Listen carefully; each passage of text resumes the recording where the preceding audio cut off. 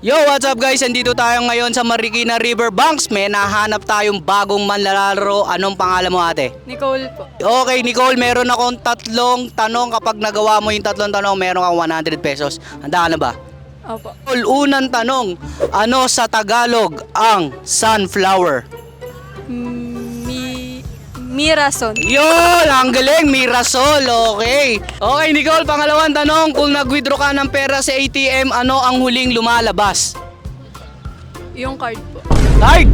Muli. Final answer? Resibo. Ang galing, di ba?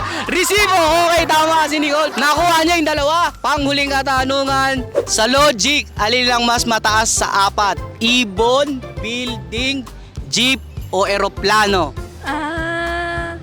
Araw po. Araw! Wala yung araw dun sa pinagpipili. 5 po. Yun, 5. Logic nga eh. Medyo nahalito si Nicole doon. Okay, dahil nakuha ni Nicole ang tatlong tanong, meron siyang 100 pesos. Guys, ayan. Okay, Nicole, baka meron kang isa-shoutout. Shoutout mo na. Shoutout po kay mama. Sorry nabasag yung cellphone ko. Naku po, lagot ka kay mami. Okay, next, hanap ulit tayo. Let's go!